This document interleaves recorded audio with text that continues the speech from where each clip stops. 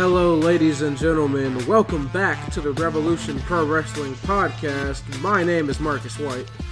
And I guess that would make me Fight Mode Nick Valley or something along those lines. And this is our weekend wrap-up. Yes, it's been a while.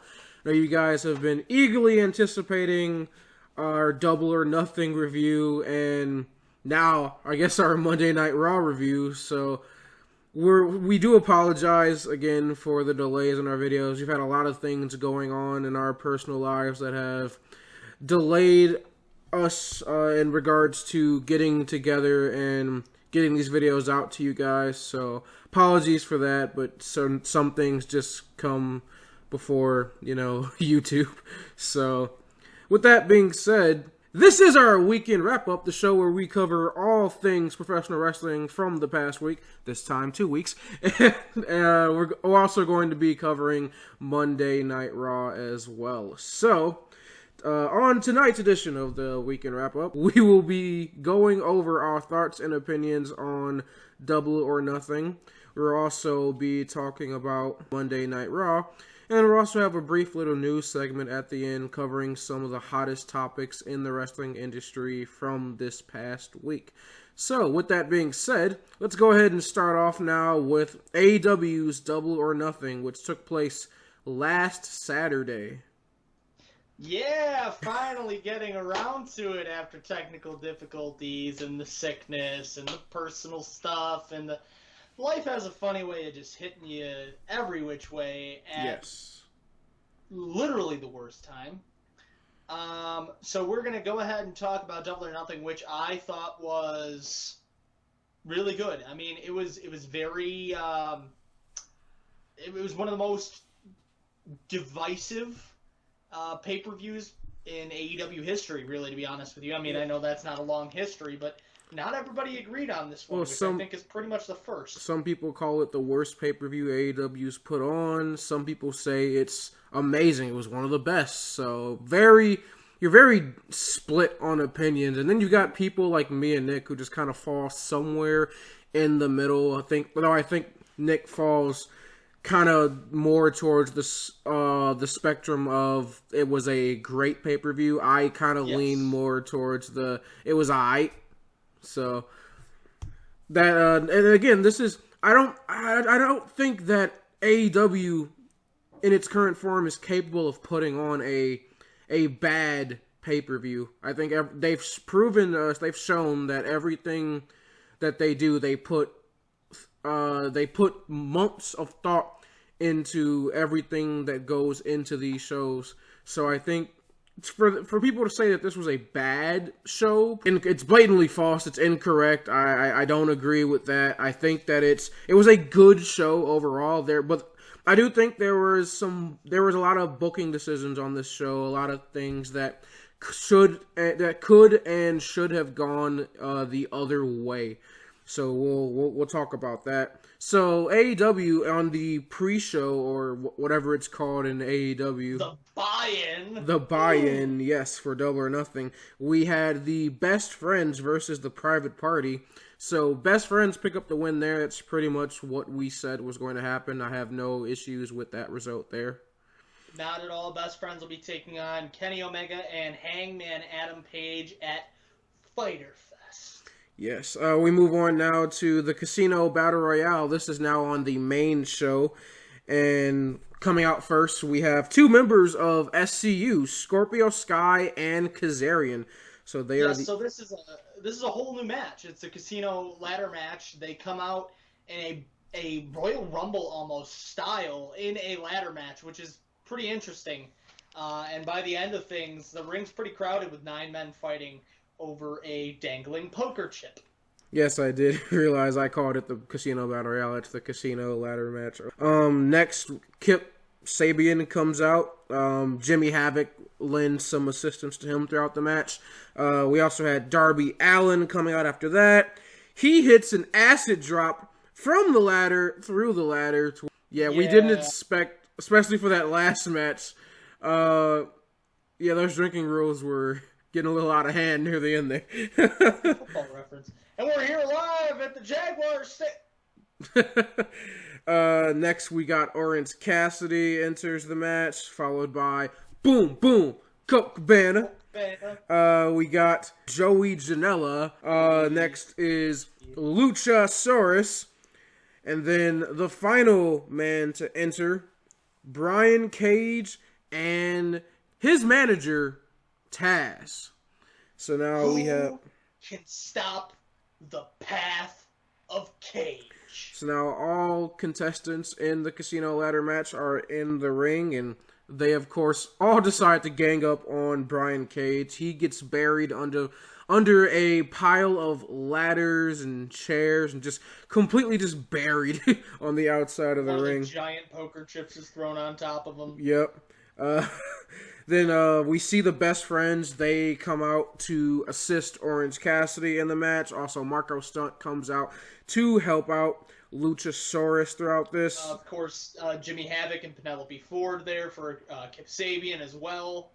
And we get the spot of the match, Brian Cage coming back and him and Luchasaurus having a little stare down, and then they fight. So we may not have gotten Wardlow Lucha yet, but we got Brian Cage and Luchasaurus, and I think that's just as good. So that was super entertaining. And then the way this match ends is that Brian Cage essentially kills Darby Allin, and he goes on to pick up the victory there. So that's the controversial part for a lot of people, myself included, is Brian Cage picking up the win. It's his first match in AEW. He's brand spanking new in the company.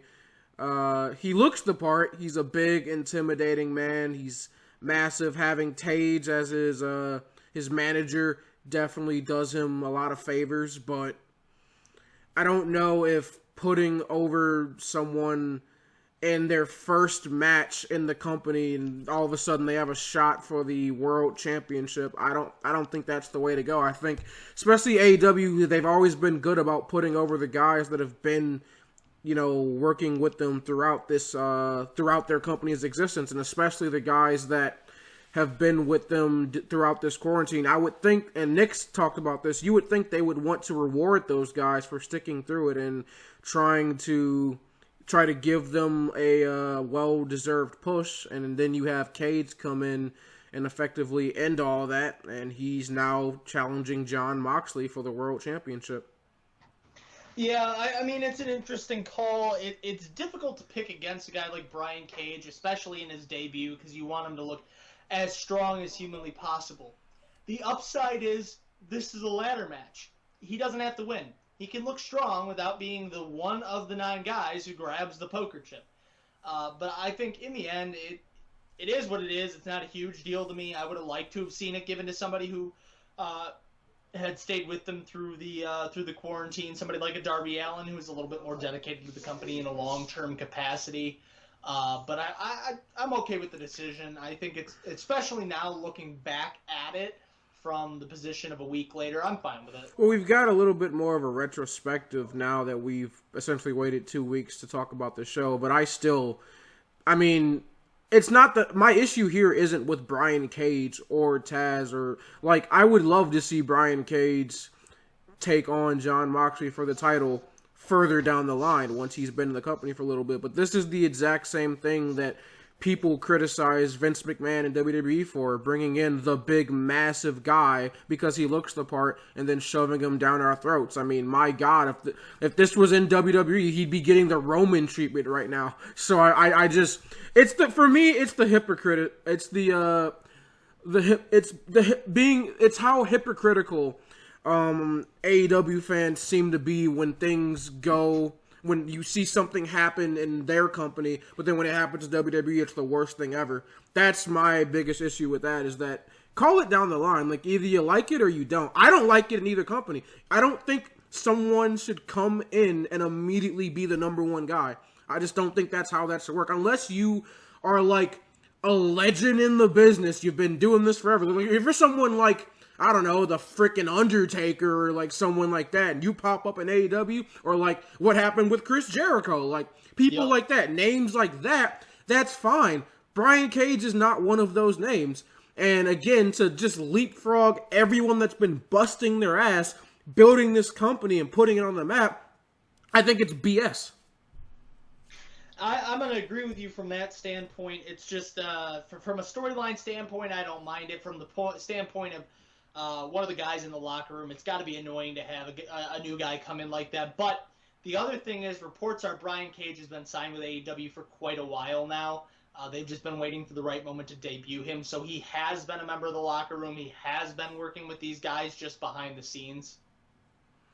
I don't know if that, but I mean, you can be behind the scenes, and I guess, but that doesn't really change my opinion on that, because he still hasn't been doing anything necessarily on screen or even promoting the company at all. The whole idea, if you've had him sign this whole time and he's just kind of been undercover, not working with any branding stuff or promotional stuff, then it's kind of like it even adds more insult to injury for me. Almost, it's kind of like even more of a that, like, well, he's been with us the whole time, so even more so we're gonna push him to the top. Like, I don't know, it just comes across as kind of blah. Like, it leaves a bad taste in my mouth is all.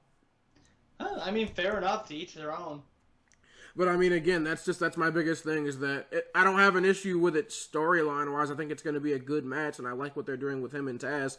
But again, if this was Roman Reigns, if this was John Cena, people like that, he'd be getting booed out the building. So that's my biggest thing, is that people, and that's the thing that people always bring up with the AEW and WWE comparisons. And 9 times out of 10, they're false. Like, most times when people try to make those comparisons, it's utter crap, and they're just trying to start shit with the other company. But there are legitimate times, and I do think this is one of them, where it's like, yeah, if this was happening on an episode on Monday Night Raw, and, like, someone that looked the part like Brian Cage popped up on Raw, and his first match, he gets a shot at the title, we'd all be ready to kill this guy. So, that's my biggest thing.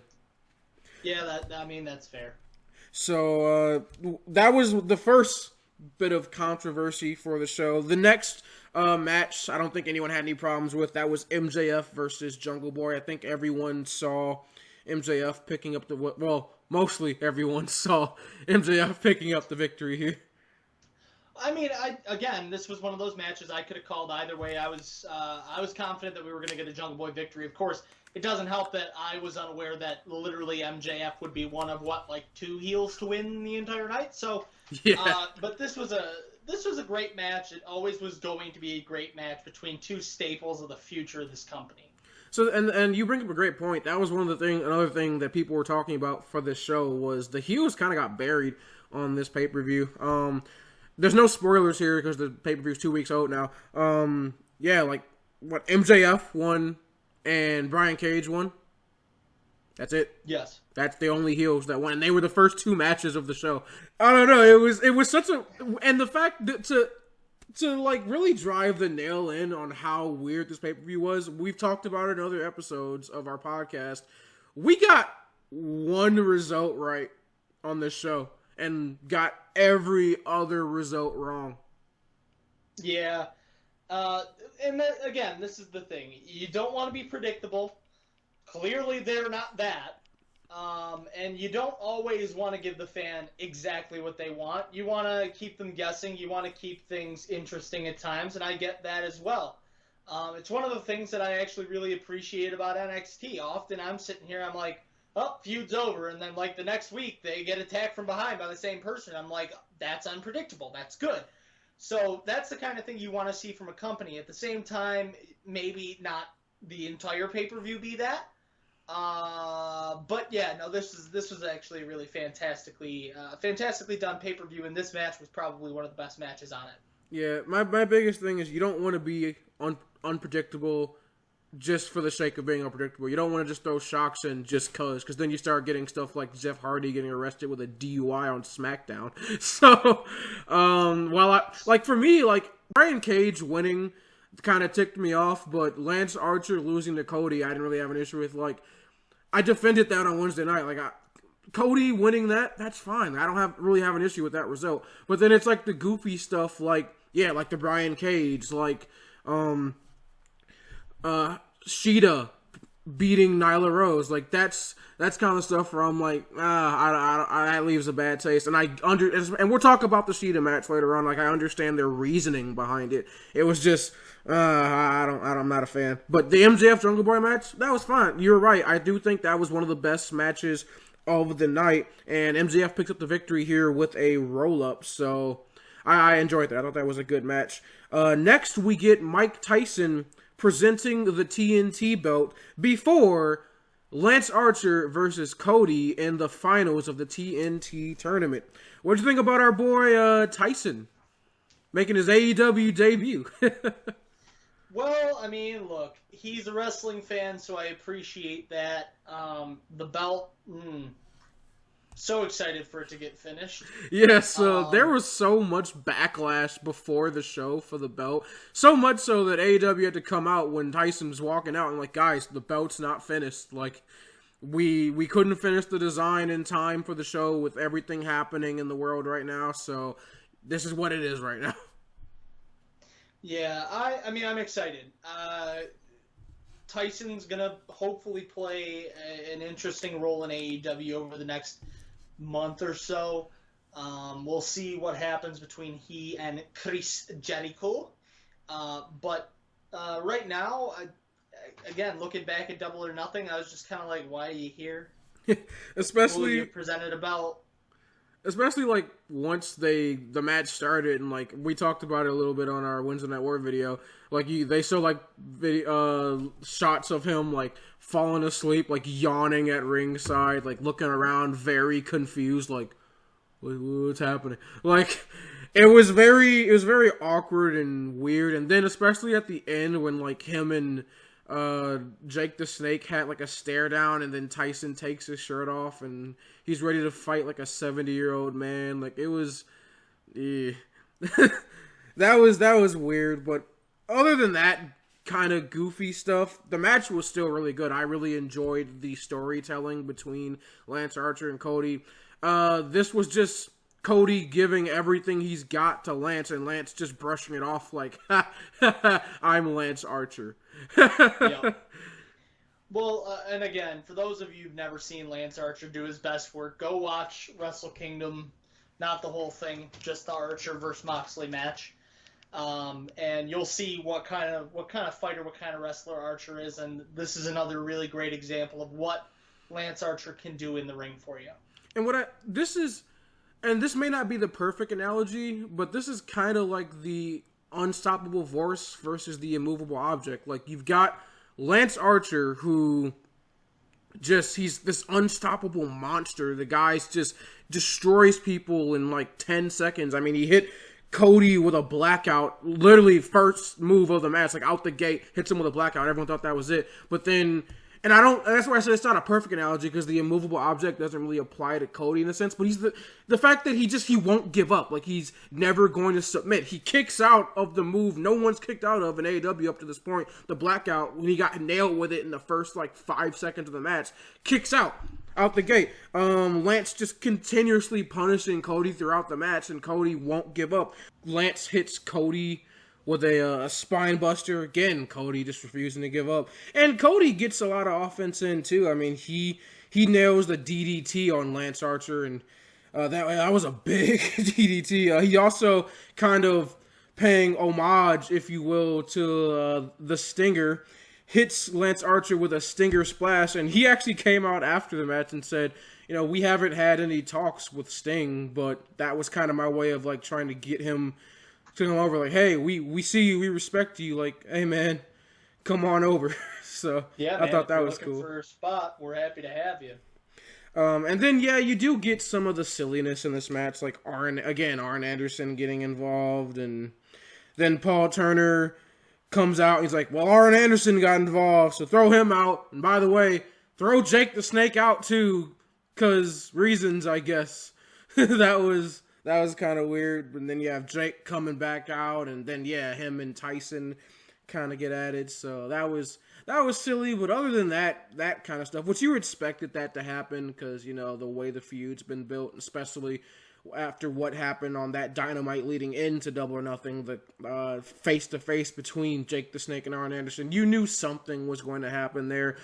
Again, the Tyson stuff was weird and forced, but everything between Lance Archer and Cody Rhodes was exactly what it needed to be. Even up to Cody having to hit Lance Archer with 3 crossroads to get the victory there? Yeah, I believe he hit 1 earlier in the match and then 2 to finish it off. Yep. So that was that. Again, I don't have an issue with the results. I think Cody finally getting a little bit of championship gold for once in AEW. I think that's fine. I mean, it's only his 2nd title in a major company, if I recall correctly. He was maybe his 3rd. He was an IC champion, I believe, in WWE, and I think at one point he was a tag team champion there too. Okay, I'm forgetting WWE. Yes, he was also I believe the inaugural IWGP United States champion, and he was the Ring of Honor World Champion. Yes. As well. So this is only his 5th taste of gold, and he's been in the business for 15 years? Yeah, so for people to be like, oh, he's just pushing himself and he's like Triple H. No, I've addressed the comparisons enough times. It's for people to try to compare him to Triple H, or people that try to force themselves down our throats. Cody has proven time and time again since the inception of AEW that that's just not the case. So he doesn't have anything to explain to anybody. I appreciate the fact that he came out on Dynamite last week and he cut the promo explaining his history in the business and, trying to justify his actions, but you don't need to. The real wrestling fans, the people that know your history, we know what's up and no one's criticizing you for it. While, again, I would have liked, if I was booking this, I would have put Lance Archer over. That's just me, but it doesn't take away from the match that Lance Archer didn't get the win here. Yeah, I'm going to agree with you entirely. It was not important for Lance Archer to pick up a W here. I mean, it would have been nice, but this guy's a bona fide monster in the company. I'm not particularly worried about his stock. Yeah, he'll be fine. I mean, oh no, he lost one match, a championship match, against a guy that was, undefeated in 2020? Or darn near it. Darn near, he lost one match. So, I mean, that was the MJF. He lost one match in 2020. So, I mean, come on. Lance Archer's stock is fine. The dude will come back and be better than ever. And, I mean, let's be honest. He's no spring chicken. Dude's in his 40s. So, it's not like we're failing to create a new star here in Lance Archer. Oh, no, we're not putting over young talent. The dude's old as hell, and he's been in the business for a while. Archer's older than Cody, and to be perfectly honest, he still probably could go for a little while, mostly because he doesn't have very many miles on his body. He was not doing the house show circuit in WWE for more than just a couple of years, so he should be able to go for a little while, which is good, but I'm not so worried about building his brand. Lance Archer is insane. Yeah, he'll be fine. Next, though, we get one of the low points of the show, at least for me, and that was Chris Statlander versus Penelope Ford. Yeah, I mean, it existed. Penelope Ford needs to get out of my wrestling ring, please. I mean, this was so bad that, when the match started, Nick was like, well, time for me to go use the bathroom. I'll be back. Yep. And we had actually gotten behind a little bit on this pay-per-view at one point. Up to it. Yep. And we got right to it, and we were like, oh, perfect timing. Right on time, right? So, no, this wasn't a good match. I think that's pretty widely agreed upon that this was not great. Chris Statlander, I'm coming around on her more, but this match certainly didn't do her any favors for me. We'll move on there. Statlander gets the victory, hitting Penelope Ford with the Big Bang Theory. So we move on now to what was advertised as Shawn Spears versus Dustin Rhodes. I say that because Shawn Spears comes out, he's wearing a suit, and he's prepared for Dustin to not even show up because he thinks Dustin's retired. He's like, yeah, Dustin's not coming out. So he's telling the referee, Aubrey, he's like, start the count. He's not coming. Start the count. Aubrey's like, Dustin's not even here. He's like, doesn't matter. Start the count. Declare me the winner. Which, I mean, that would make sense. You're Shawn Spears, retired or not. Dustin, you pick up a victory over Dustin Rhodes. That's still, good for your stock, whether it's a cheap win or not. It helps you because, as we know in AEW, wins and losses matter. Yes. So, he's all prepared to pick up a free win over our boy Dustin Rhodes. But then, right as the count starts, we get music. Dustin Rhodes' music hits. Shawn Spears is apoplectic. Oh, what? He's not supposed to be here? And then he turns to the camera. you thought I was... Ah, man, that was a good one. That was great. God, seriously, start the count again. Restart the count again. And then, guess who appears? Yes, the music hits again, and Shawn Spears goes, okay, come on, guys. Come on. I only told you to play it once. No, once, you idiots. Do you not understand numbers? One time. And then Dustin gets in the ring. Aubrey tells Shawn, turn around. And Dustin starts teeing off on Shawn Spears. Now, the match itself was nothing. It was a comedy match in itself. It was just to get, if there was an actual crowd, get the crowd to pop. Oh, Dustin's here. This is hilarious. Yada yada. Me and Nick, I feel like have differing opinions on this. I wasn't a huge fan of this match. We knew, for the most part, we knew Dustin wasn't retiring. Like, honestly, I came into this match with expectations of having an actual match. So they kind of subverted those expectations by doing the whole Dustin's not coming out, and then, hey, Dustin's here, fake out, and then he's actually here this time, and Shawn's in a suit, so now we got to do the goofy, Dustin's going to rip his suit off, and Dustin spanks him, and apparently he's got Tully Blanchard on his underwear. He's got his face on his underwear, so haha, that's hilarious. It wasn't funny to me. That's the biggest thing. If you're going to do a comedy match, it has to make me laugh. I didn't really get any enjoyment out of that. It wasn't like watching Orange Cassidy or someone like that. Or even when you had Pac in a comedy match, Pac got some humor out of me. I don't know, this wasn't funny to me, but I guess comedy is subjective, so some people probably got a laugh out of this. Nick, I think, did, but I just didn't find this entertaining. I didn't find it funny. The one thing that I will say is, if I'm correct about this, it was a great callback. For those of you who are longtime wrestling fans, Dustin, or Goldust's match at WrestleMania with Rowdy Roddy Piper, the car chase and all that, and then Dustin is stripped down to his lingerie, apparently, that he's wearing underneath. To me, it felt like a callback to the days gone by of Goldust, which is kind of cool, especially for Shawn Spears, who, as a great friend of Cody, I'm sure also was interested in Goldust and the legacy of Dustin Rhodes. So if it's a callback, congrats. I picked it up. I loved that part about it. I thought it was interesting to have a callback to a match, and again, a tip of the cap to one of the best professionals to ever do it.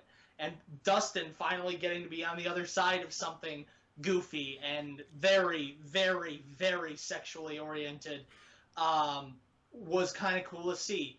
That being said, if that's not what your intention was, you missed the mark with the comedy. So I'm really hoping Shawn Spears went, Dustin, I love your match with Piper. I want to do that.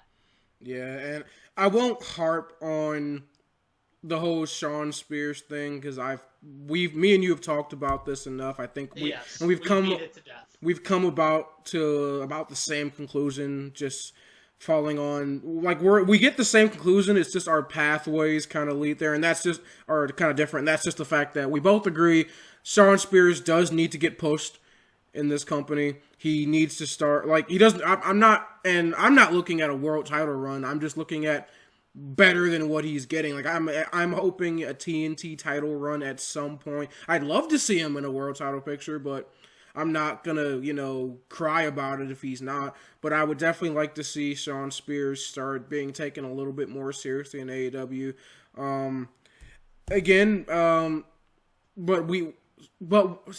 But we've talked about that enough. End of the day, I wasn't a fan of this match, but Dustin gets the victory. Again, this was just kind of like a waste of time. Was my biggest thing, was that nothing was really accomplished from this match. The needle wasn't pushed in any direction. Everything just kind of stayed the same. Dustin's not retired. Okay, no one thought he was. Shawn Spears loses a match. Well, Shawn Spears loses matches all the time. So nothing really changed here, and I guess that's kind of my issue there. So we move on now to Hikaru Shida versus Nyla Rose in an Extreme Rules match for the AEW Women's Championship. I was all about it. I love the match. I don't dislike the outcome.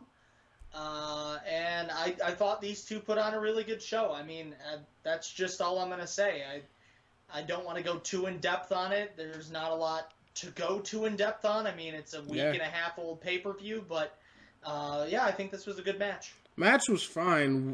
These are the two best women wrestlers in the company. I don't think that's a debate. Hikaru Shida is amazing. Nyla Rose has been fantastic since her first day in the company. So I don't think there's any debate there that they're the two best women's wrestlers in the company. So I knew the match itself would be good. We harped on the build for this match and the fact that neither one of us and felt like Shida stood a chance in hell of winning this match. That was the biggest thing for us, was that we felt like it doesn't matter if, this match didn't matter because we just did not see Shida pick up the victory here. And boy, were we just all types of wrong. I mean, not only did Shida get the win, but she put up a hell of a fight against Nyla Rose as well. This was a very back and forth contest, which I certainly did not see coming at all. I understand the result. If the reasoning behind it is what we think, and they did it due to the circumstances that occurred over that weekend, then I understand. I do. But as I said on our Wednesday Night War video, you did it. You put the title on Shida. Now she's your champion. What do you do from here? Because our first introduction to Shida, the women's champion, last week was not a very good one. And that's my issue with this, is that, for the short term, you did it. You got the pop. You got the, oh, that's so sweet. Look at Shida. They did it. Oh, that's amazing. Good on you, AEW. You got all the good press, but now you're left with at the very least, at the very worst, a subpar women's champion in comparison, at least, to Nyla Rose. And your women's division is already one of the worst in the wrestling industry. So you cherry on top the bad champion, and it feels like we've gone backwards. Like, it felt like we were progressing these last couple months with Nyla on screen, getting the belt off of Riho, actually seeing your champion appear. Obviously, she wasn't on TV as much as we would have liked due to the quarantine that happened. So she was off screen during those entire weeks of the quarantine. But as soon as it was over, guess who was back on screen, in your face, cutting fire promos.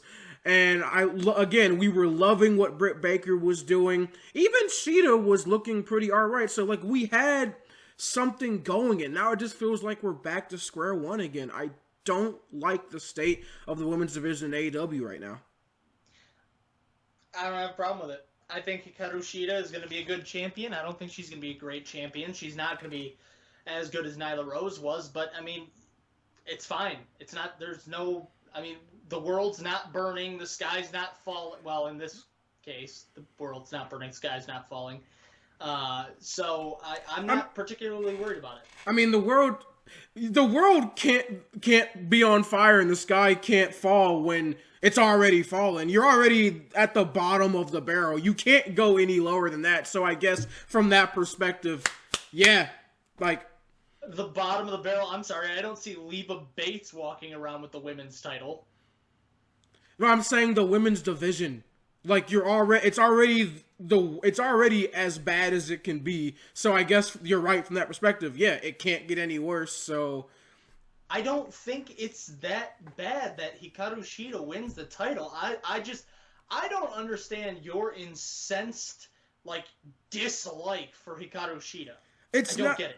It's not that I have a deep hatred for Hikaru Shida. I just said that I thought she was doing all right, and I don't necessarily have a problem with her. It's the fact that, I mean, her first outing as champion was not a good one. She was, that was her, come out, impress me as women's champion. She didn't do it. We both agreed on that. And again, when you have a champion as strong as Nyla Rose, it doesn't make sense to take the belt off of a strong champion to put it on someone who's not the same caliber as her. You should putting the championship on somebody. The belt shouldn't make the wrestler. The wrestler should make the belt. And it feels like the AEW Women's Championship, the whole point of crowning Shida as Women's Champion is to make her into something. It's to build her instead of the other way around of building the legacy of that belt. Crowning Riho as the first Women's Championship, as the first Women's Champion was amazing. As much as we dogged on Riho for her non-existence in the company for the first couple months, she is one of the best women's wrestlers in the world. She puts on fantastic match after fantastic match, and the people love her. So, her being women's champion, no issue there. Nyla Rose being your second women's champion, no issue there. She did a great job with the belt, fantastic in the ring, one of the fastest rising up-and-coming women's wrestlers in the world. And Hikaru Shida on paper should not be bad. She is fantastic in the ring. I think we can both agree on that. But she has little to no personality. What's her gimmick? I carry around a kendo stick, and I never use it. The first time we saw her use it was in the no DQ match on Double or Nothing. And it feels like especially the way she's been booked in AEW, it just seems like they're putting the belt on her to make her seem more legitimate and push her instead of the other way around. This is your third women's champion. This should mean something. The legacy of your belt should mean more. It shouldn't be. It's like when WWE put the belt on Jinder Mahal. They were trying to build the championship or build Jinder Mahal, not building the legacy of the champion. Not saying Hikaru Shida is Jinder Mahal by any stretch of the imagination. Hikaru Shida is 10 times the professional wrestler that Jinder Mahal will ever be, and she has more charisma in her pinky than Jinder Mahal has. And even though I don't think she has a lot of it, that's saying something in comparison to Jinder flipping Mahal. Yeah, you're entirely correct when it comes to the charisma comparison. I don't see any issue with Hikaru Shida having the belt here.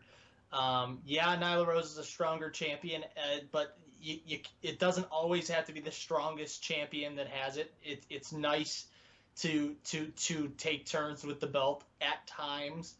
I don't have a problem with it. I mean, if it weren't for Nyla Rose, Hikaru Shida probably would be the best wrestler in AEW women's-wise, her or Chris Statlander. So, and one of those has a lot more charisma than the other, and yeah, Statlander. Shida. I'd prefer. Whoa, really? I was gonna go. Yeah. I think I'd take Statlander over Shida. I mean, I love Chris Statlander and I love her gimmick, but the boop. The boop's over. The boop is very over. And again, we hype up, well, these are the best women wrestlers in AEW. That's, again, it's not exactly a great division to begin with. So, I don't know. My biggest thing is, again, the belt should not make the person should make the belt.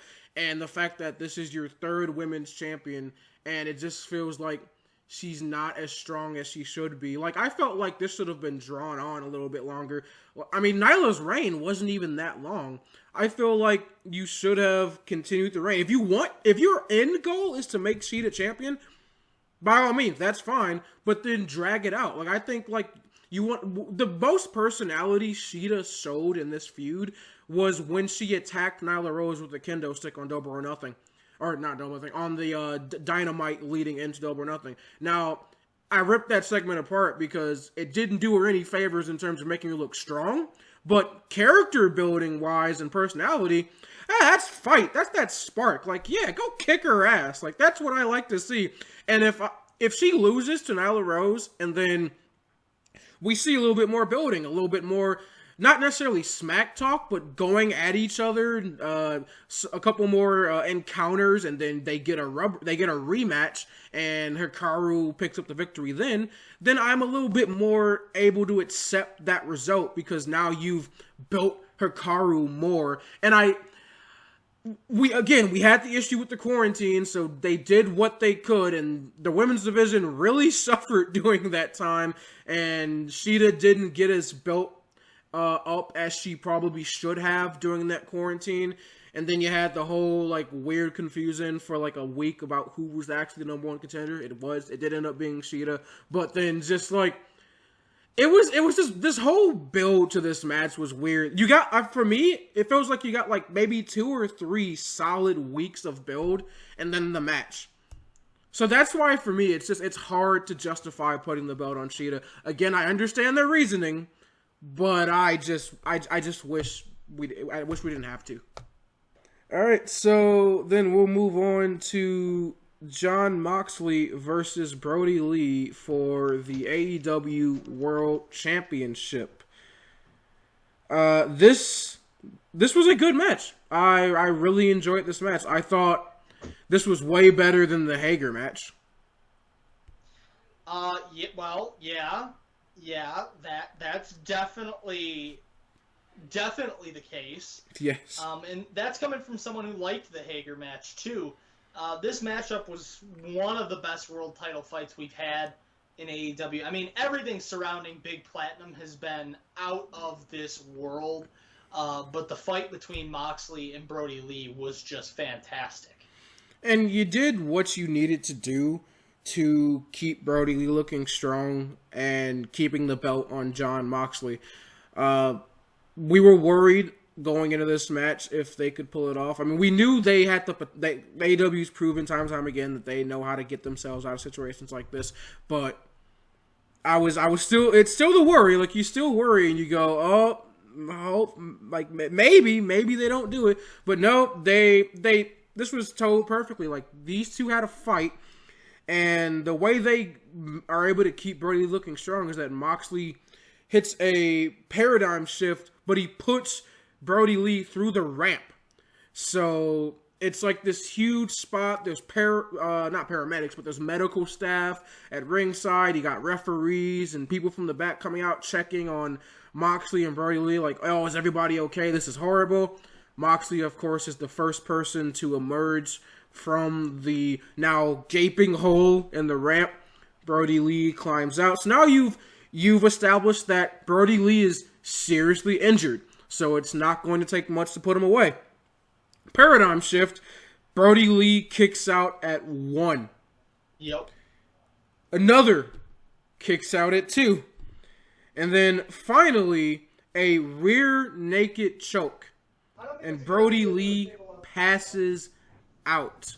So, perfect way to end this match. He looks strong because even with the extreme amount of pain I'm sure he's in due to the injury, he's still kicking out of paradigm shifts. He kicked out of an elevated paradigm shift, which to this point no one had kicked out of. And it took a rear naked choke to not make him submit, but him passing out due to the sheer pain. Like, his mind was willing to keep going, but his body just gave up on itself. Right, and of course he was bleeding out of his head, so that also the blood loss does not help when you're talking about loss of consciousness. Yes. So, I mean, this was perfect. I have no qualms with the way they did this match at all. People again are going to go, oh, you didn't put the belt on, bro. No, this was exactly what it needed to be. It would have been way too soon for Brody Lee to be world champion. Moxley only had the belt for a little while now. It's only his second title defense. So, Yeah, Jake Hager and now Brody Lee. So it's only his second title defense, so definitely would have been too soon to take the belt off Moxley. Then again, I thought that about Nyla Rose, and she lost to her third. So, I mean, I guess that doesn't matter. But end of the day, yeah, I thought this match did exactly what it needed to do, I think. And now Moxley looks strong going into his feud with Brian Cage. The weird spot now is what happens with the Dark Order. Where do you go from here? Like I'm interested to see how they're going to build the Dark Order back up and build Brody Lee back up, coming from build the Dark Order and Brody Lee up after the events that unfolded at Double or Nothing. What are your thoughts on that? Well, I'm sure it won't be long before we find out. Of course, we saw them on Wednesday handing out literature to Colt Cabana, who was eliminated from the Battle Royal. Yes. So, lastly, in the main event, it was talked about pretty much this entire previous week. That was the Elite versus the Inner Circle in the first ever Stadium Stampede match. It was everything you thought it was going to be and more. It was batshit. It was hilarious at points. It was fantastic wrestling at points. It was everything you thought this match was going to be. The only thing I didn't expect was to be damn near pissed drunk within the first 2 minutes of the match, because JR was determined to make us take all the sips of the alcohols. Yeah, that was a fun time. All the football and Jacksonville Jaguar references. It was great. Yeah, there was.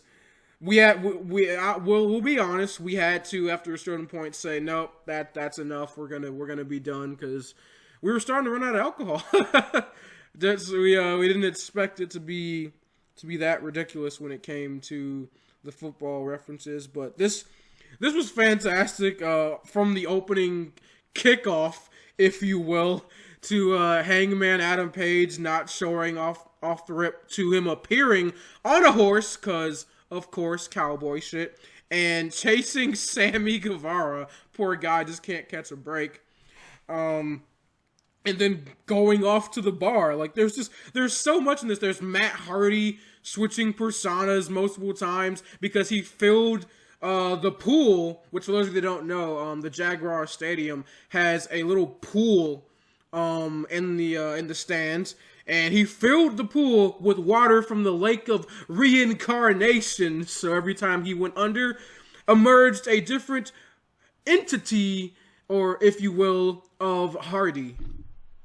Yeah, that was, I think that might have been my favorite part, was seeing Matt Hardy literally just doing these, like, quick changes. I mean, yeah, they're probably cuts, but quick changes underneath the water, coming out as V1, which was awesome. It was really interesting to see that. Matt Hardy's, I would say duality, but that's not even fair to the fact that he probably has about 6 or 7 more personalities in there somewhere. So the multiple personalities of Matt Hardy, everything between he and Santana and Ortiz was great. And of course, the move of the night was my favorite thing at the end of the night with Kenny Omega. Yes, of course he's referring to the one-winged angel off the stands through the stage. It was like a 2-story drop.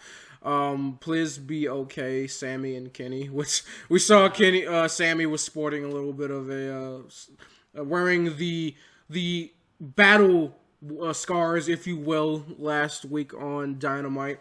So he's probably a little banged up from that. But yeah, this match was fantastic. It even had different bits of pacing. I mean, we saw at one point the segment with Hager and Hangman just sitting down, and Hangman goes, "Here to fight, we're here to drink." And they sit down and they start drinking at the bar table.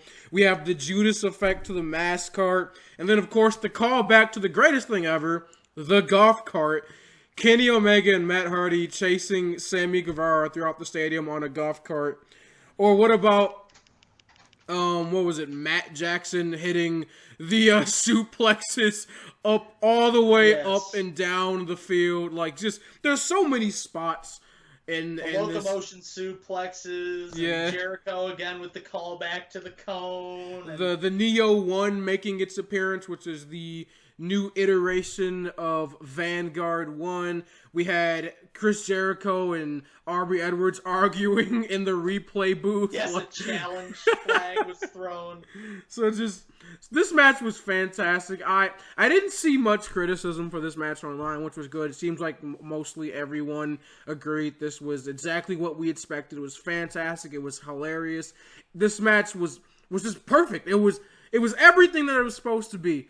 Even the length, like you could maybe say it's a little long, but I was entertained from start to finish. There wasn't a single point of this match that I was not entertained, glued to my television set. I enjoyed this the whole way through. The only person I saw critiquing this match, that asshole Jim Cornette, and well, fuck that guy. So his opinion doesn't mean shit to me.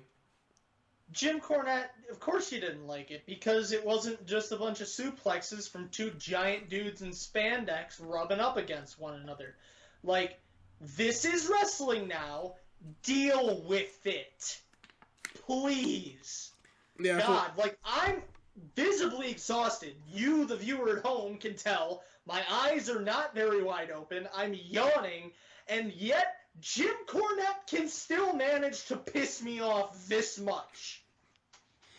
Yes, so overall, I would say, as I said when we started this out, Double or Nothing I thought was a fine pay-per-view. Like, it is the worst that they've put on, but that's not saying that it's bad. It's still a great show. I don't think AEW is capable of putting on bad pay-per-views. It's better, I mean, God, it's loads better than Money in the Bank. Like, come on now, guys. Like, let's be honest. If this is the low bar for All Elite Wrestling, then take my money. Sign me up. We can go 12 times a year. Let's go. Exactly. So, just for the record of record keeping, if you will, what is your match of the night for Double or Nothing? My heart wants to give it to the Stadium Stampede match, but does that qualify as a match? Can we? Yes, it does. It does. Oh, come on. The Firefly Funhouse qualifies as a match, but the Stadium Stampede You're right. doesn't. So, yeah, I'll give it Stadium Stampede. That is going to be my match of the night, then. Yeah, Stadium Stampede's an easy one. MVP for you? My MVP, it's hard. I thought everybody worked their ass off on this pay-per-view, regardless of whether I liked the results or not. I thought everyone did a fantastic job. Seriously, hats off to All Elite Wrestling, the staff, the production team, the work. Like, everyone did a great job on this show. Well, as much as we will critique wrestling, we still recognize that there's a lot of hard work is invested into these shows. So, seriously, you guys did a fantastic job. But to pick an MVP from a show of this magnitude, it's hard. God, if I could give it to every member of the Stadium Stampede match, I would, because every single person, including the camera crew of that match, was just busting their ass. So, to boil it down to one, I guess my MVP is going to be Cody, I think. I think Cody Rhodes will be my MVP. Though his match with Lance Archer, again, I really enjoyed it. I was close to maybe giving it to Jungleboy in his match against MJF, because I did think that was one of the best matches of the night. But Cody winning his first championship in AEW and the fight that he showed on Double or Nothing, I think it's got to be Cody. Yeah, I mean, that's a perfect reason to take Cody, and totally understandable. I'm going to go in a different direction. And I've done this before with AEW, where it's a bigger idea that causes me to take this person. So, and it's the same guy this time too. I'm taking Chris Jericho as my MVP for coming up with the Stadium Stampede match, working on those spots. Because let's be honest, what great things in AEW, like the Cruise of Jericho, would happen without Chris. So this is another one where I just have to hat off to Chris Jericho. I mean, there were so many people involved, like you said, and every single member of that matchup. I mean, I came this close to picking Kenny Omega for one move because, by God, that move. But, you know, there were so many spots during this match that were orchestrated and thrown together, and a lot of that comes from guys like Chris Jericho working with creative and working with Tony Khan and working with members of the EVP group. So, Chris Jericho is my MVP for this one.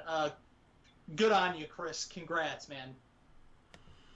I have no disagreements there. I think that is a fine pick. I do want to give an honorable mention to Sammy Guevara for taking that massive bump in that Stadium Stampede match. That was huge. So honorable mention will go to you. And I am going to come out and go ahead and give 2 Fight Mode Fighter of the Nights again. One to Hangman Adam Page for coming out on that horse. You came out in fight mode, damn it. And then my second one is going to go to Brian Cage. Not only did you come out in fight mode, ripping a ladder in half, but after you were dead and buried under a pile of very heavy things, you just went, nah, I'm going to win this match. There you go. So that was our little... I don't even know if I could call it like standard review, but that was our thoughts on Double or Nothing. Late or not, I figured we had to get these out to you guys. We promised you that we'd go over the show, so there you go. So let's move on now to the Monday Night Raw portion of this video, and let's talk about what we thought about last night's episode.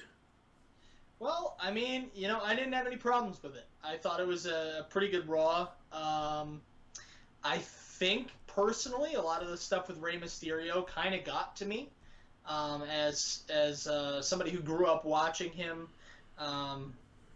Couple things here that I was like, not a huge fan of, but we'll get to it as we get through it. Yes, so Raw starts off with Seth Rollins honoring or paying tribute to Rey Mysterio. A little bit of tongue-in-cheek, if you will, in his homage to Rey. But at points, he seemed very genuine in his delivery. I mean, talking about how he wants to be the person to induct Rey Mysterio into the Hall of Fame after he's retired. He's going to make sure that Rey gets into the Hall of Fame. And then even the tribute that they showed for Rey Mysterio, it was a legitimate tribute, showing highlights throughout his entire career. I mean, him winning the World Championship at WrestleMania, winning the Royal Rumble right after Eddie's passing. Like, so much of what's been a star-studded career. Like, it's not star-studded. What's been a Hall of Fame historical career for WWE's biggest little man, as they like to call him. This was great, and I will agree with you there. I got a little emotional doing this because it was a legitimate tribute. Obviously, at the end, they show Seth Rollins with his attack on Rey that occurred 2 weeks ago. So that, of course, led to Aleister Black coming out and having a match with Seth Rollins, and I certainly didn't see this result coming at all. Black picks up the win here. This is another fantastic match, and like you said, a little bit of a different outcome. You wouldn't expect the Monday Night Messiah to lose here, but Aleister Black, I mean, look, he's an unstoppable force. He's somebody who WWE has missed the ball on quite a few times.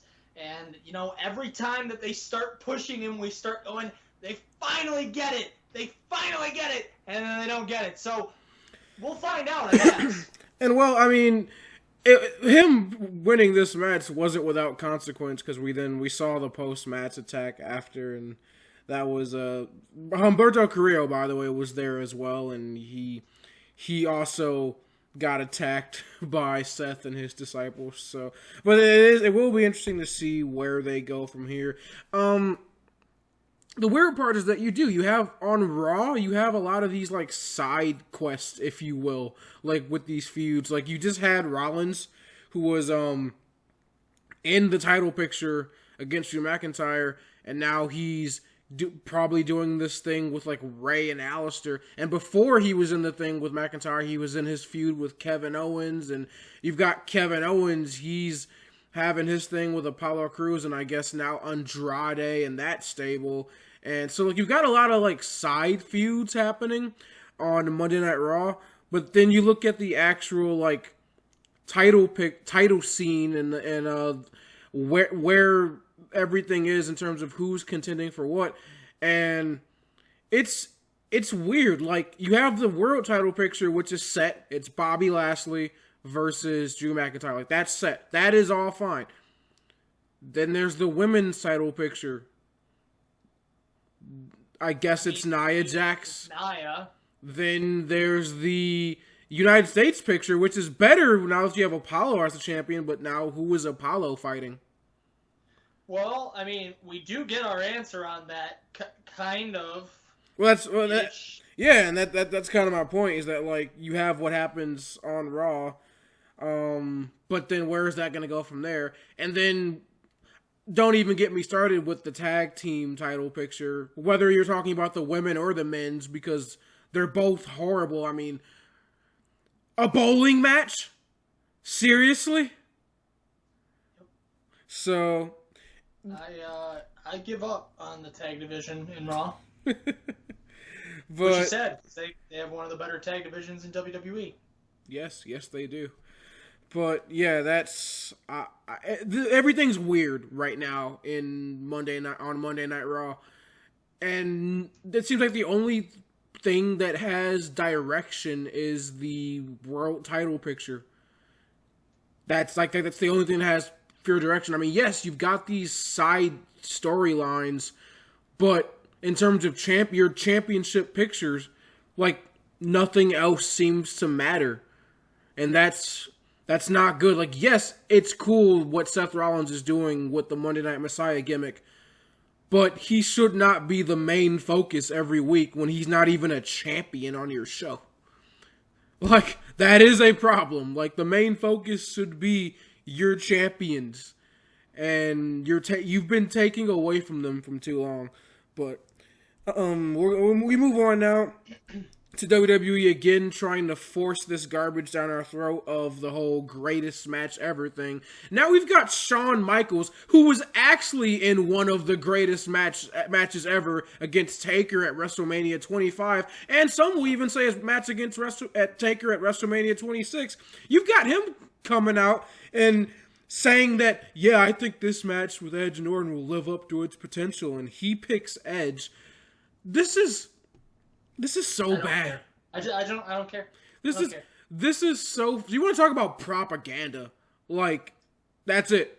That is it right there. Yep. I feel bad for. I feel this. I think this is the second most embarrassing thing you've had Shawn Michaels do since retiring, besides that horrible segment with Triple H on SmackDown for a ceremony. Oh, so that'd be the third most embarrassing thing. Yeah, the match match in Australia. I liked the match because nostalgia, but that match was about everything that could have gone wrong did go wrong. But injuries and sandbagging, and Kane hadn't fought in like 2 years. Taker was having personal stuff on the side, so his mind wasn't just all types of bad stuff. I don't want to go watch The Last Ride. But let's move on. We got for the United States Championship, Apollo Crews versus Kevin Owens. Crews announced that he wanted his first title defense to be against Kevin Owens. I am pissed about this. I got teased.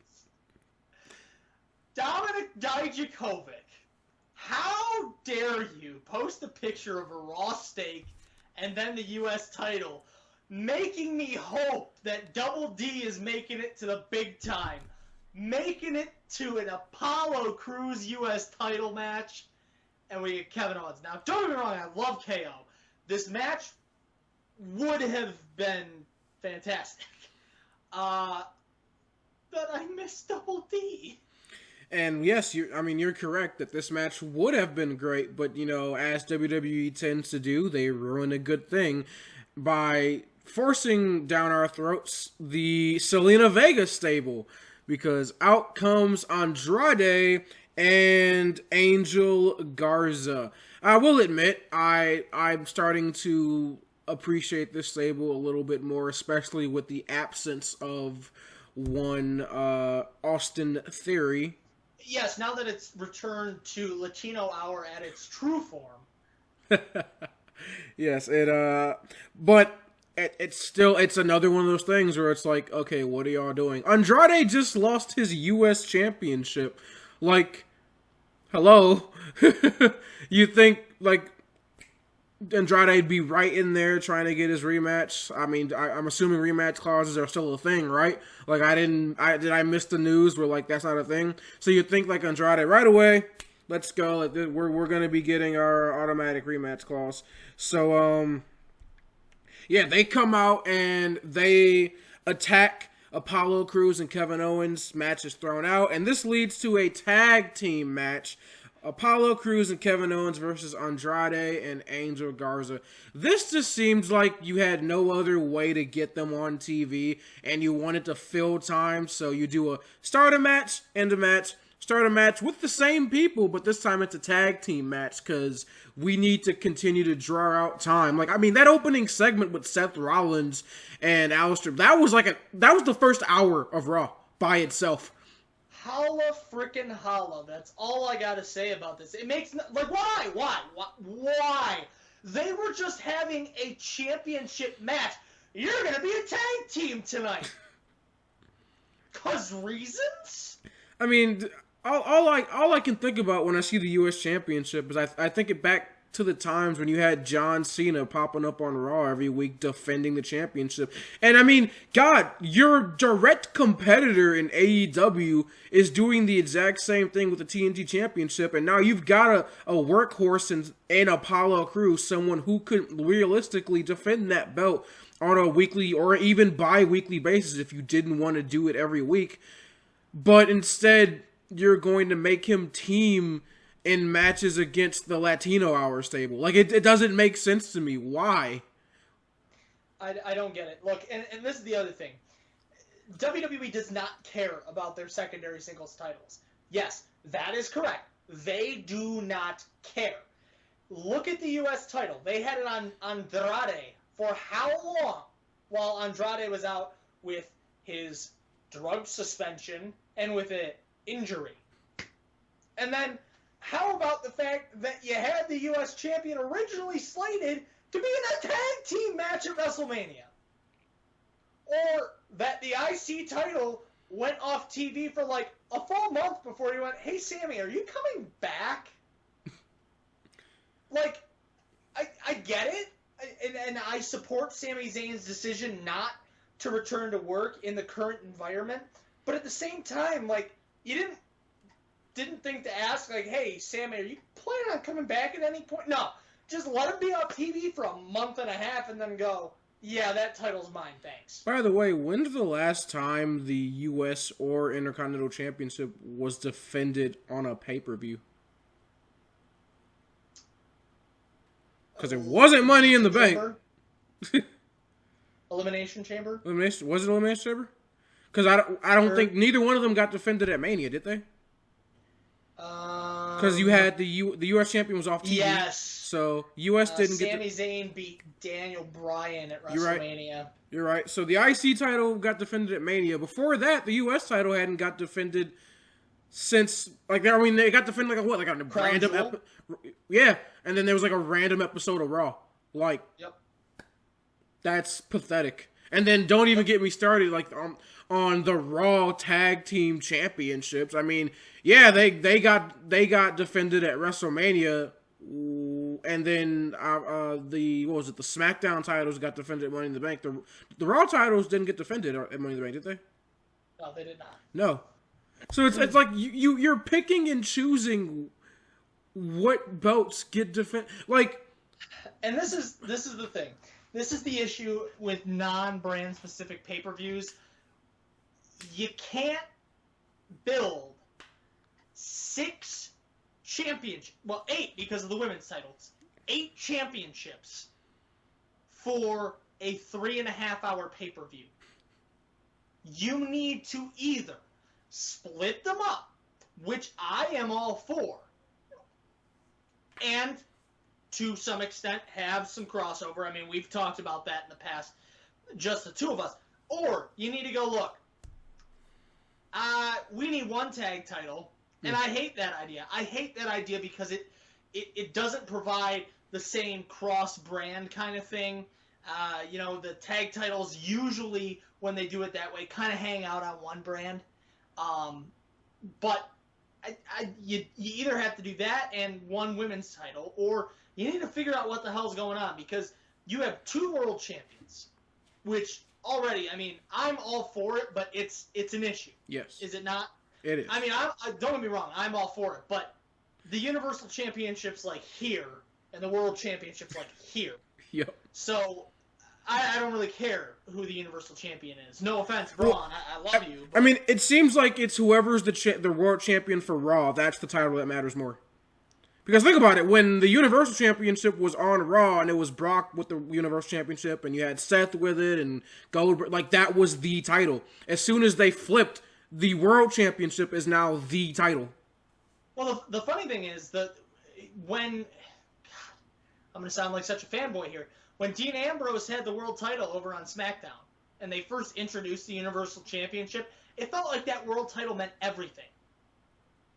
And it did. And then he lost it and AJ had it. It felt like it meant everything. And then they put it on Jinder Mahal. And congratulations, that's all you needed to do. Raw's title's worth everything. Jinder. And the thing is, too, is that, like, the Universal Championship is the belt that got all the big, major, like, storylines.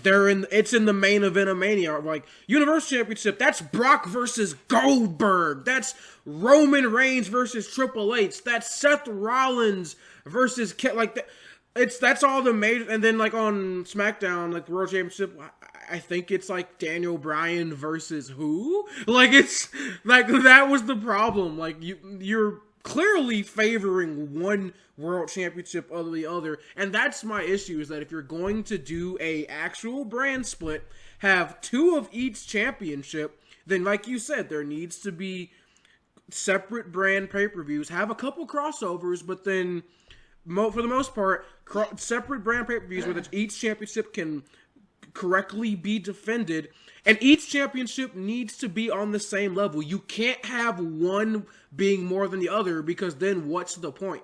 If I sit here and I go ahead. That's the thing. I think back to the days of the WWE Championship and the World Heavyweight Championship, of the days of the original brand split. John Cena on Monday Night Raw and The Undertaker on SmackDown as champions, or something like that. Like, that is something that is believable, because those both mean the same thing to me. It's not Daniel Bryan, for how much I love him, walking around with a wooden belt and Brock v. Goldberg or something like that on the other brand. Like, you need to sit down and say, look, you get 4 pay-per-views a year, you get 4 pay-per-views a year, we're going to do 4 pay-per-views down the middle, and we're not going to do any title defenses on 3 of them. Or we'll do some small ones, you and I have talked about this. Survivor Series. You should have your 5 best competitors in the Survivor Series match. If that means that your world titles aren't defended, that sucks. Put your 5 best people in and make them fight each other for brand supremacy. That's what that should be. But it's not. And the thing with this, too, is that that's what should make WrestleMania such a spectacle, because that should be the only night where you're seeing every championship get defended at the same time. Yes, and if you want to be goofy and bring back Night of Champions and make it a pay-per-view that is cross-brand and make it 18 million hours long, congratulations, that's fine. But you need to either do 4 cross-brand pay-per-views every year and 8 individuals split up or something along those lines, or you need to figure out how to consolidate some of that championship power. I mean, I've looking at the modern state of WWE. I think the best thing to do would either be to just get rid of the brand split altogether, or keep the brand split, have two world champions, to have the Intercontinental and United States champion, and then you can, if you really want to, you can have two women's championships. But I feel like the tag team titles need to be consolidated into one go, because you already have so much cross brand anyway, with wrestlers popping up on shows whenever they want to, essentially. And even with the women's championship, I would probably consolidate that too, because your rosters are so small for each show anyway. Especially if you want to keep the women's tag belts, then it even makes more sense to just have one championship. That way, you're not trying to book 3 different storylines for a pretty small women's division. Yeah, I'd agree with you on that. I mean, I've even thought sometimes about things like, you clearly have a show that you favor, Raw, or you do something like you have one world champion and they are cross-brand and whatever. I mean, but again, you have the same problem with the tag belts. If you do that, they kind of tend to hang out on one brand more than the other, and then the singles title would get more push on the other brand. There's no good way to do this without ending the brand split. I look at it, I mean, look at how Charlotte's kind of going about her thing with the NXT Championship. I think she's done a fantastic job of representing the women's division really across all 3 brands, but it's mainly Raw and NXT. But she's popping up on both shows every week, fighting in matches on both shows every week. Like, she's doing her thing. Like, I think it's possible, like, as long as you aren't incompetent with your booking and you actually try to build both shows, then you could do it. You just have to put effort into it. And therein lies the problem. Yes. But anyway, getting back to the match, Apollo and Kevin Owens do pick up the victory.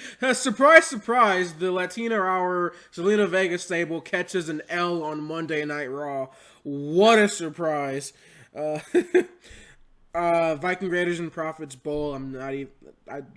Moving on, we get Billie Kay versus Nikki Cross.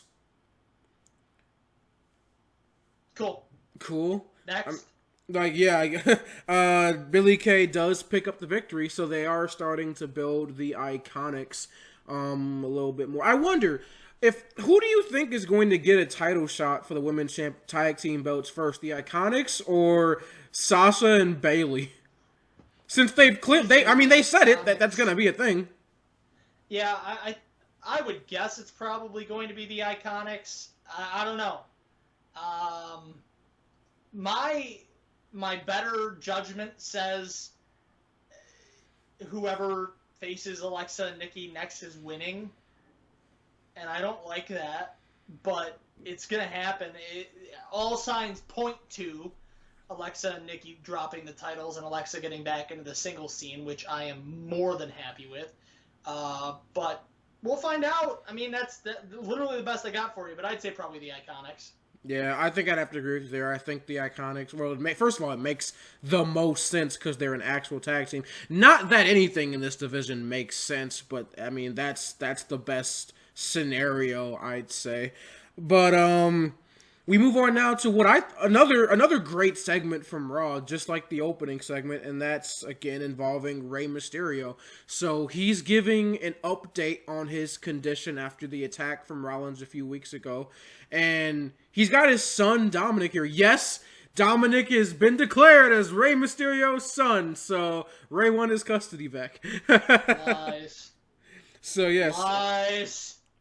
I thought having Dominic in this segment actually made this a whole lot better. It made it feel a lot more real, a lot more genuine. The emotion on Dominic's face. By the way, he looked a lot better in this than he did with anything involving Brock Lesnar back when Rey Mysterio was fighting Brock Lesnar in a feud. Like this, he looked a lot better in this than anything with that. Yes. So congratulations to Dominic. It looks like he's kind of bulked up a little bit too. Like, dude, looks like he's in really good shape. So congratulations to you, Dominic. We know you've been training to be a professional wrestler. So seriously, good luck to you in your endeavors with that. We hope to see you maybe someday in a WWE or AEW ring. So we'll see either way. But yes, Rey Mysterio is he's being interviewed.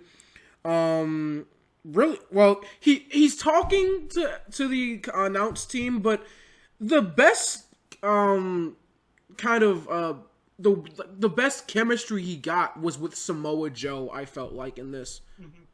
Because Joe just brings that rawness to him and that authentic feel, like raw. You just feel the passion when Samoa Joe talks.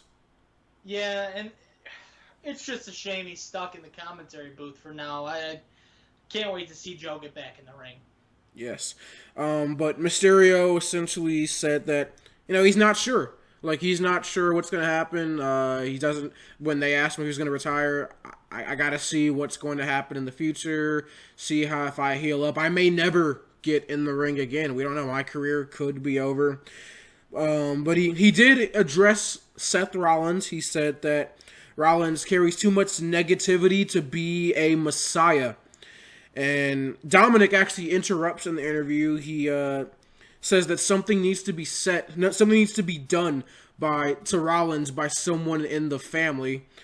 And Mysterio the whole time he's trying to calm down Dominic, he's like, it's okay, and then Rey ends up leaving the interview, and after Dominic sits up real close to the camera and he says, Seth Rollins, you're a man of scripture. An eye for an eye. Then he gets up and walks away. So what I'm getting is that they re-signed Cain Velasquez, right?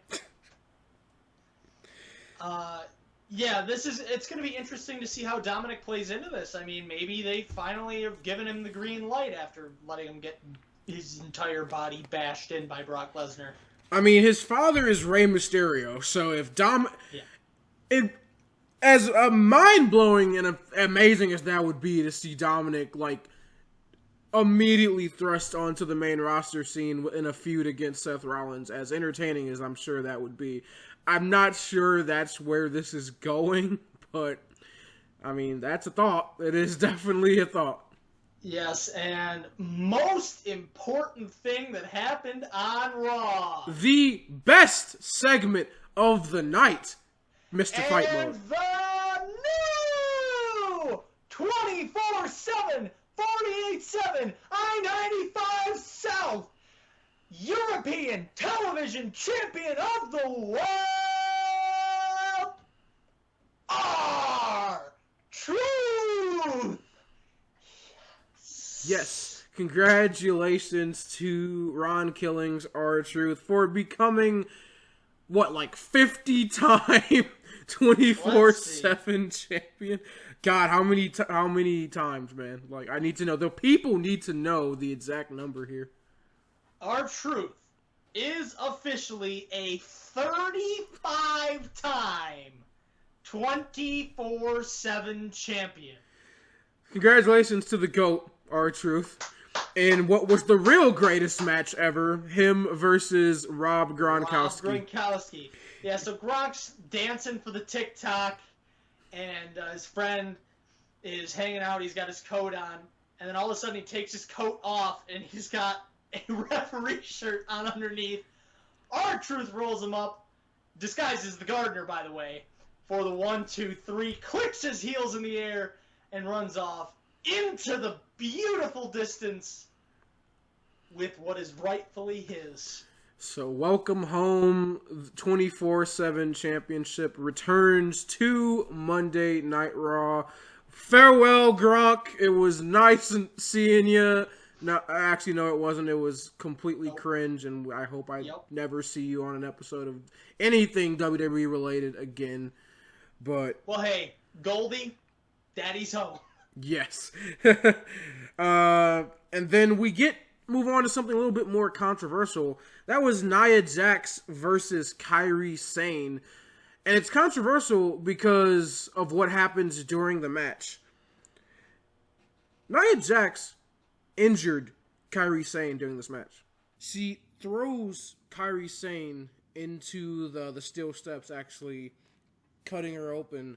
on her forehead, and you saw pictures later on in the night on social media, and this kind of led to a little bit of outrage on Nia towards Nia Jax, because she has a history of unintentionally still, but of injuring her competitors in the ring. And it's led to people questioning, well, why does she continue to... First of all, why is she getting pushed in mainline event storylines for championships? But also, if she has this history and it hasn't gotten better over time, one, why did you think that she was TV ready? Like, why did you think she was ready to come up to the main roster and compete with some of the best women in your company on a Monday Night Raw? And two, why has this not been addressed up to this point? Like, the fact that she had, and maybe they've talked to her about it, but clearly it hasn't worked because she's still doing it. Yeah, it's not exactly pretty. That's for sure. Now, some people just work a little more stiff, a little more harshly than others. I don't know if it's a case of that, or if it's just that she still needs a little more work in the training room, but I'm sure we'll figure it out in due time. Yeah, it's another example of why I just don't care about Nia. Like, when I see Nia, and I'm just like, yeah, no, she's a big, powerful woman, and she's all right on the microphone, but her in-ring work is very sloppy. It's never been crisp or smooth in any fashion.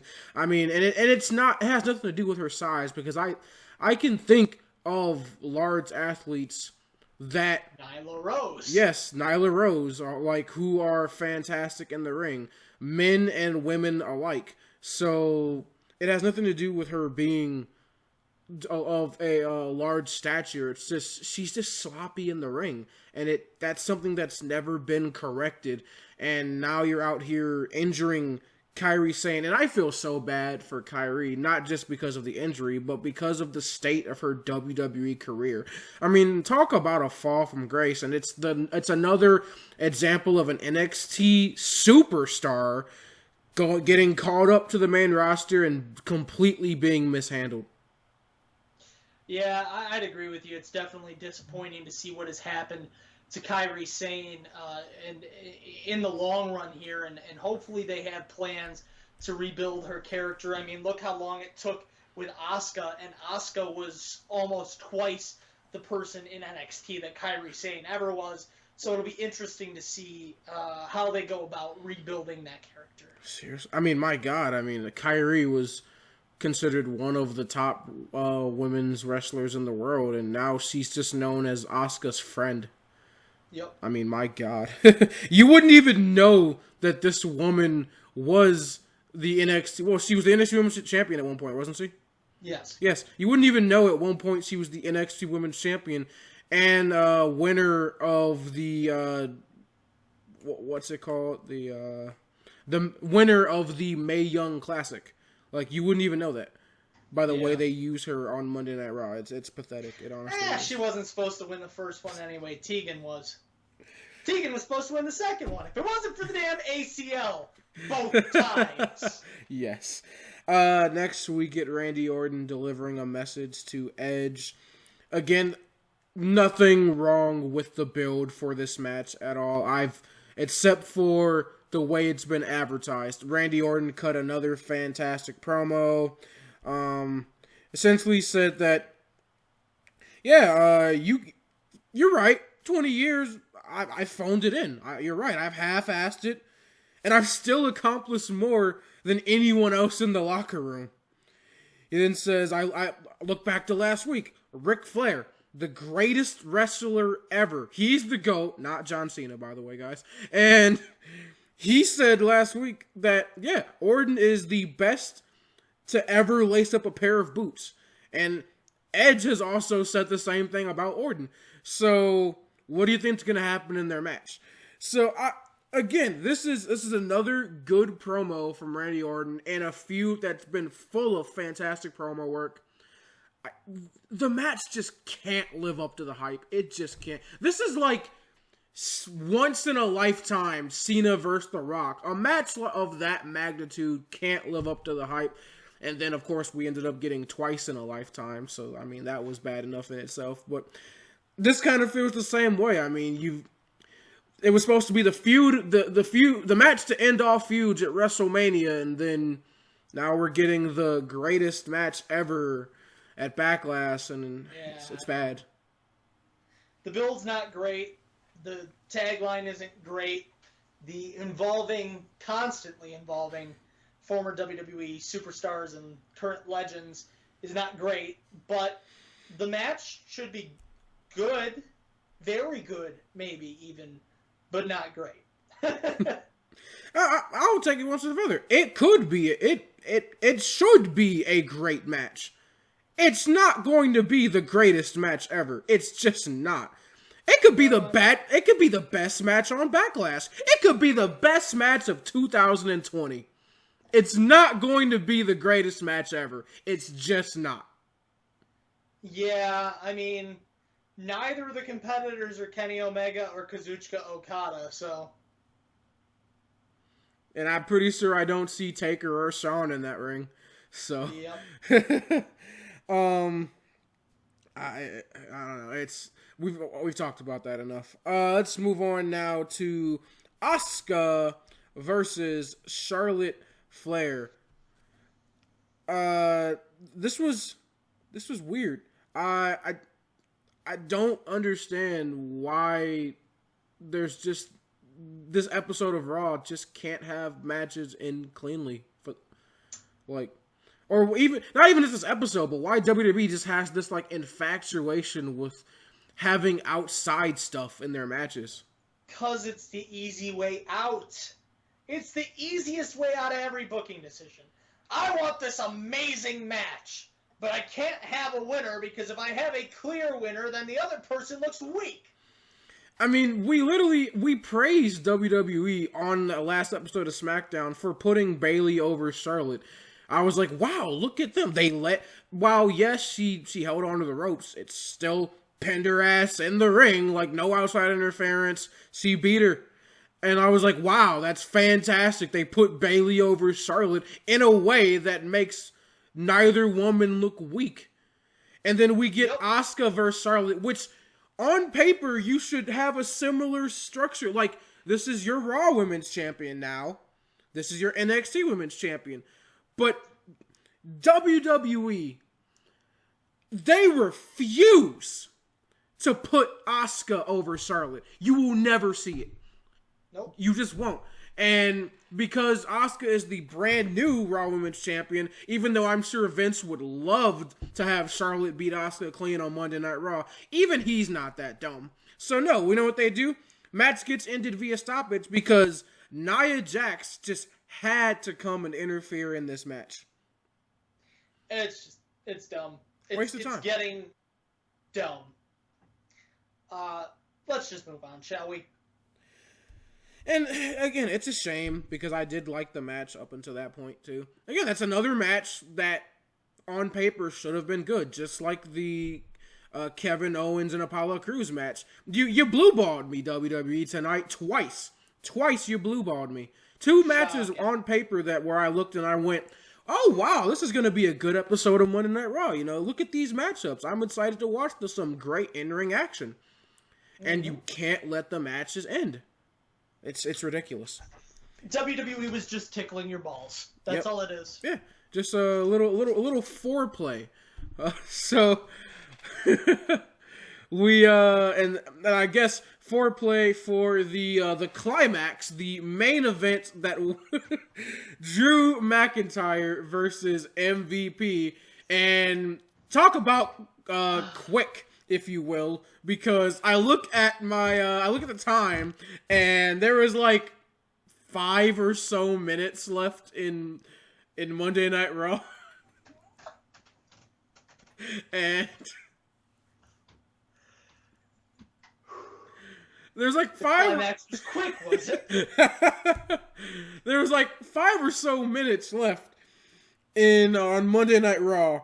And we're supposed to have Drew McIntyre versus MVP, so I'm sitting here going, well, you already know this isn't going to be a long match. And they did something earlier with Lana where, like, her and MVP had a little backstage spat. Lana accused MVP of just using Bobby to advance his washed-up career. Of course, MVP turned the tables right back her and said, you know, if I was doing that, you could say that both of us are guilty of that. Of course, that results in Lana slapping Mr. Montel Vontavious Porter. But, yes, she decides that even though Bobby said that he would prefer her to stay backstage doing his matches, he didn't say anything about MVP's matches. So guess who makes her way down to the ring? The ravishing Russian, Lana. Of course, to Bob's complete bewilderment with the look. And he's just like looking around. Like he's like, and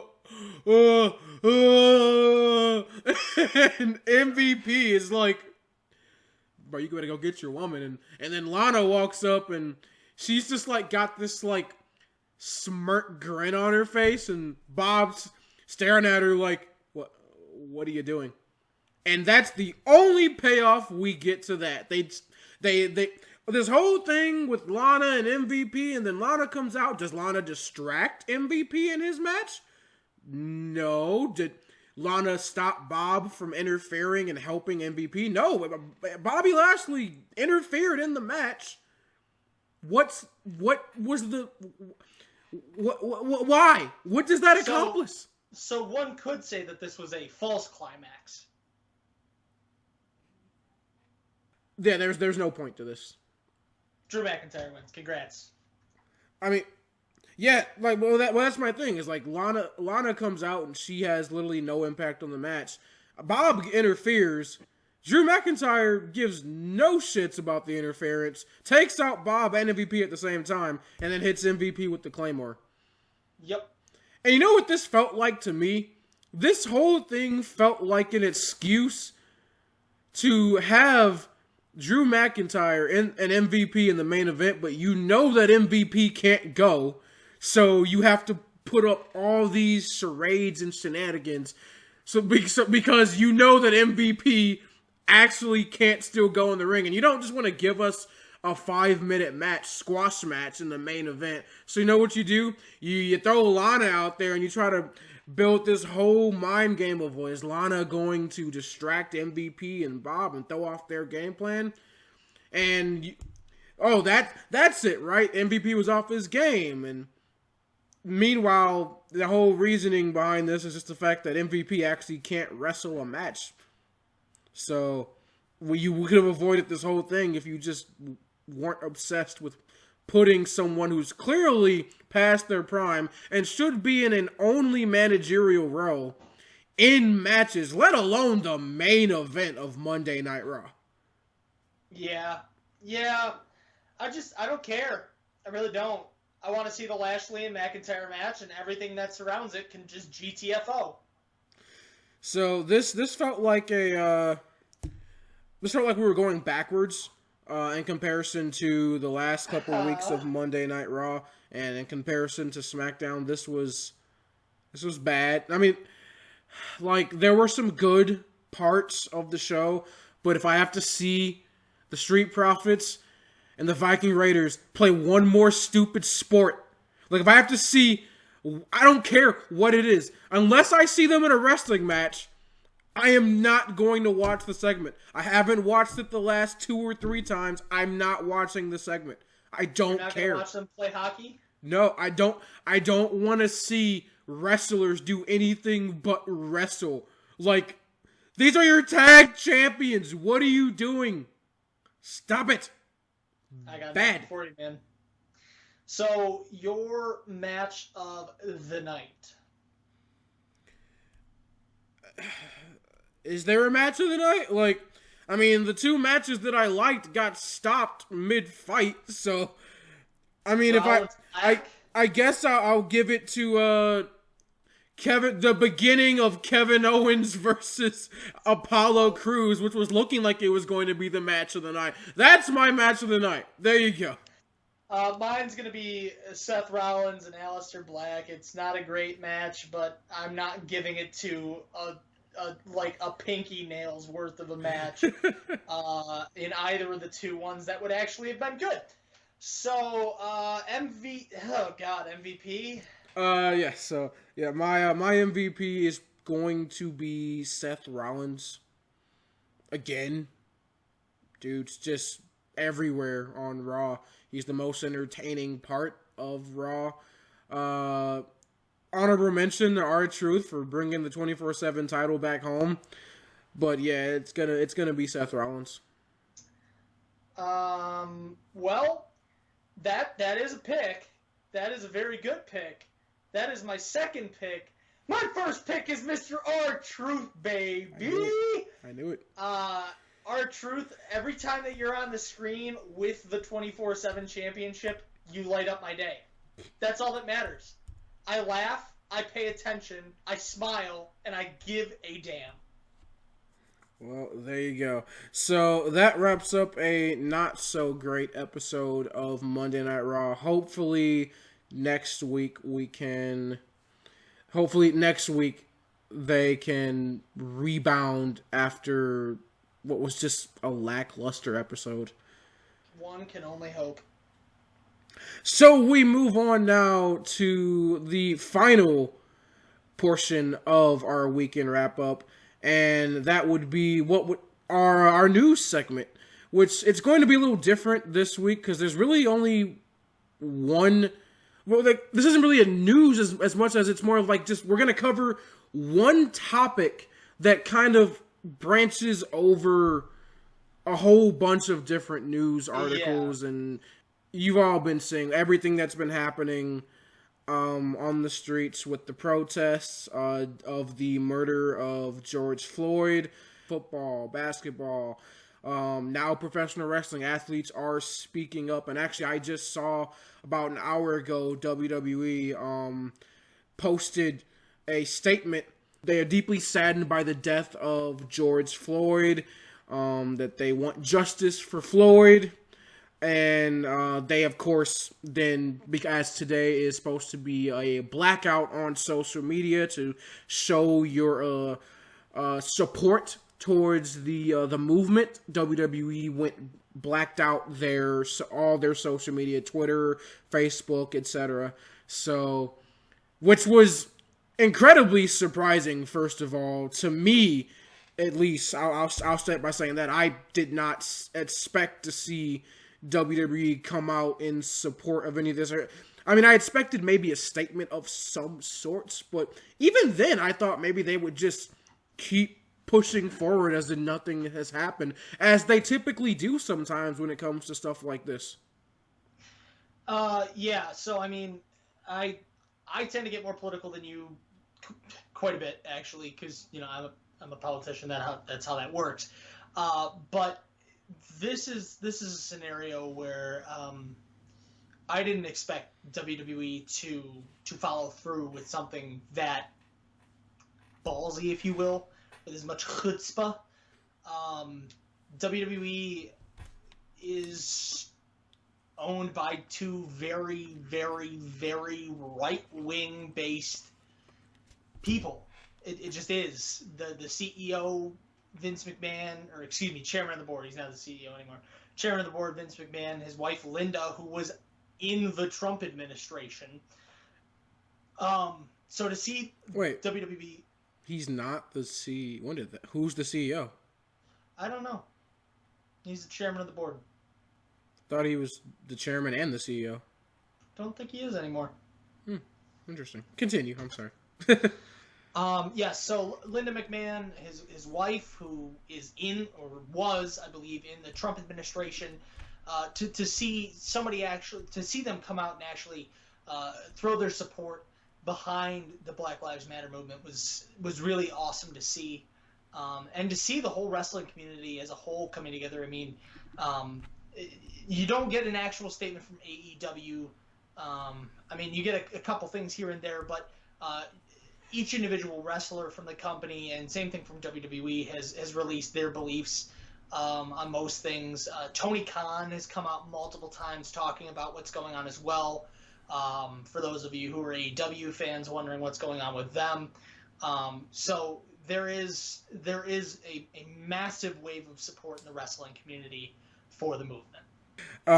Yes, this is kind of surprising to see WWE jump on the bandwagon, if you will, before AEW getting a statement out. The fact, not that I don't believe that AEW will say something, because they've always been the more progressive of the two companies. I mean, obviously having the first transgender competitor in their business, having multiple LGBT, having multiple competitors on their roster that represent the LGBTQ community. So they've always been outspoken, and Tony Khan doesn't care like what you think at all. If he believes in his heart of hearts something is wrong, he's going to speak up about it. I mean, we saw just actually a couple days ago, there was a wrestler on the AEW roster, competed on Dark a lot,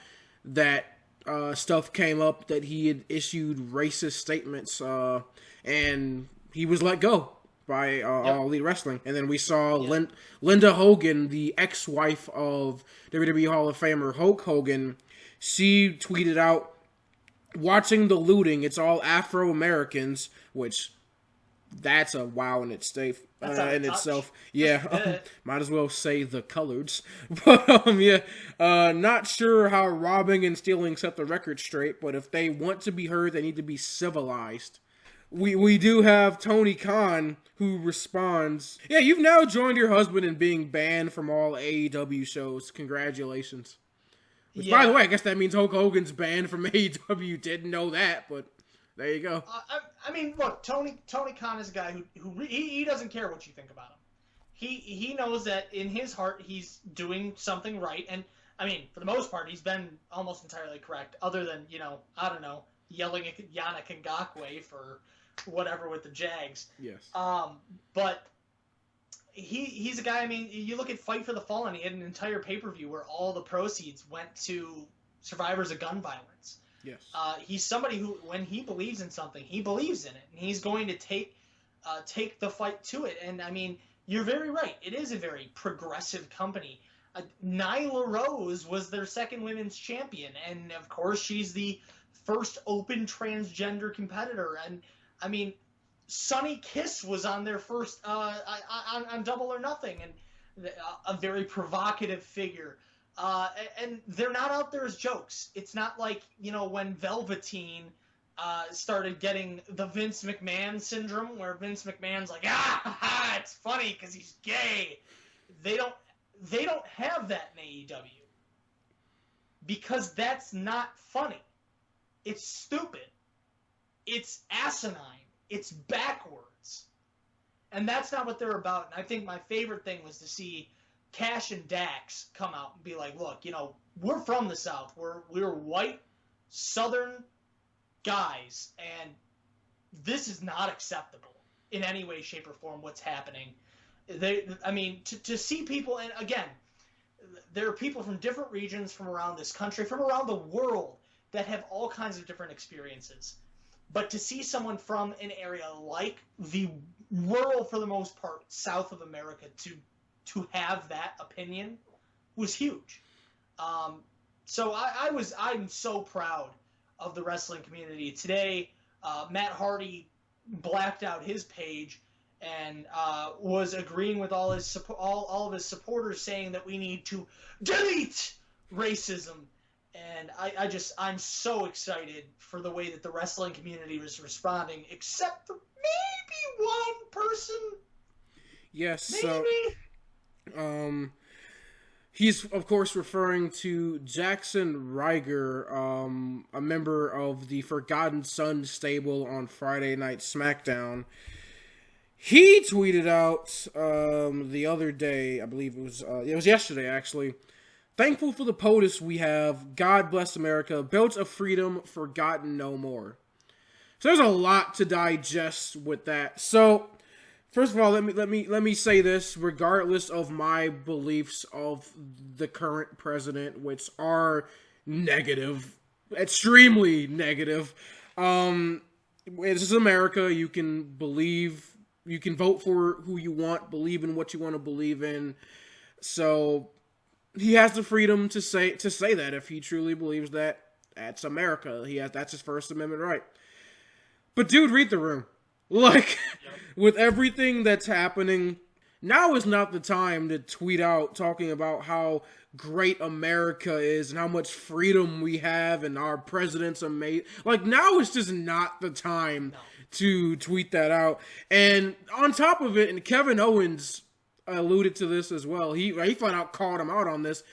You attach your shitty catchphrase on the end of it as if it's some kind of work, like you're trying to make this some kind of promo to promote your stable. Like, that's tacky.